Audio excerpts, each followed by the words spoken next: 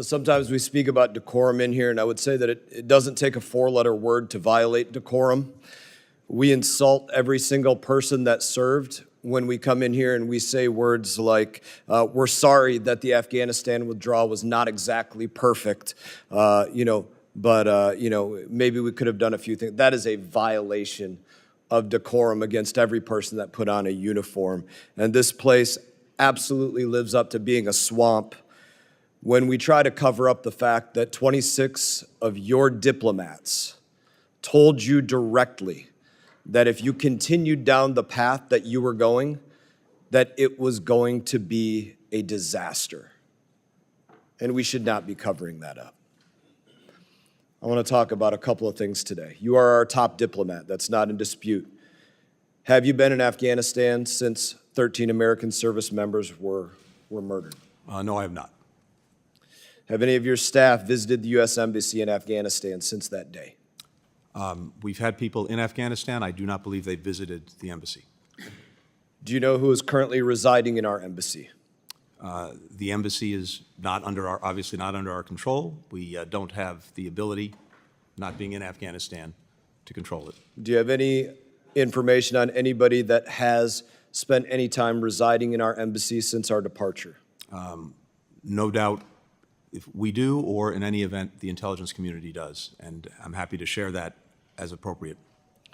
Yet, we are still giving the Taliban tens of billions of dollars. There's an American citizen out there, literally woke up this morning, losing 30% of their paycheck, and a good percentage of that is going to the Taliban or other programs abroad. And this is something that we all need to think about, and we will be thinking about deeply for the next 2 years. There's a joke that's made often out there about kids going to college to learn basket weaving, and what a joke that would be. But the United States right now is literally sending tens of millions of dollars to the Taliban, 14.9 million to be exact, to teach Afghans how to do carpet weaving. Let's think about that. We are giving $280 million to the United Nations to do cash transfers for food in Afghanistan. Yet we're not sending an ear of corn from Iowa, a sack of potatoes from Idaho, or a cucumber or an orange from Florida. And that discounts the fact that there's no American tonnage going through our ports to send those things out of here either. It's just cash transfers. Another line item, these are directly from CIGAR reports. $75 million to teach Afghan women to be farmers.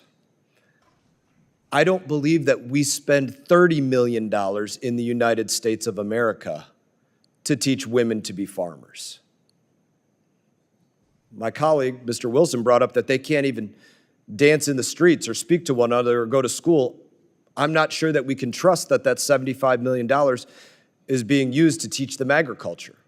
And as you pointed out, we don't have any diplomats on the ground to confirm the validity of these programs. Here's one that I was entirely curious about, and maybe you could explain it to me. $3.5 billion transferred to the Afghan fund that is tended to protect the macro financial stability on behalf of the Afghan people. What the hell does that mean? Can you tell me? I don't know. That's a bunch of gibberish to me. Happy to address all of this, Congressman. Thank you. I'll give you one more okay. before you address it. Please.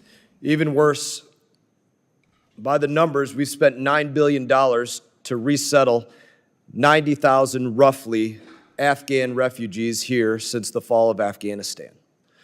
My simple Army math tells me that's about $100,000 a person. That's absurd.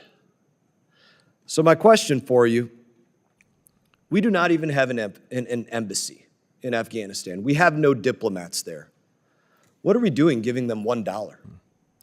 So, Congressman, as I believe you know, the money that we provide and the international community provides is done through partners, implementing partners, UN agencies, NGOs. They have. Yes, we could say that about all the State Department dollars, foreign NGOs, foreign countries, foreign companies, and in this case, foreign adversaries. So each of these institutions, as verified by the department, has in place processes to make sure that the money that we provide and others provide is spent appropriately. And the money that has been spent in Afghanistan, and I think internationally it's about $8 billion since the evacuation, has helped avert famine. It's helped prevent the collapse of the health system. It's helped prevent the collapse of the entire economy. It's helped avoid bringing even more disaster Mr. on Secretary, people who are suffering. you know for a fact that people literally, especially outside of this country, they directly lie to us. Your people had to come back and correct, hey, it turns out we were in fact spending $500,000 to expand atheism in Nepal through the third-party implementer of Humanist International. They were lying to us. They didn't show us the exact slideshow that they put together for $500,000 and all this. They lied to us. We have no eyes on the ground, and I would simply close with this.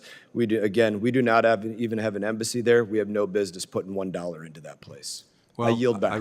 And I respectfully disagree. I think that the work that we have done through these partners and many other countries have done has saved many, many lives in an incredibly difficult situation. Gentleman's and time of the has money expired. that has Chair been now provided, recognizes Mr. Castro.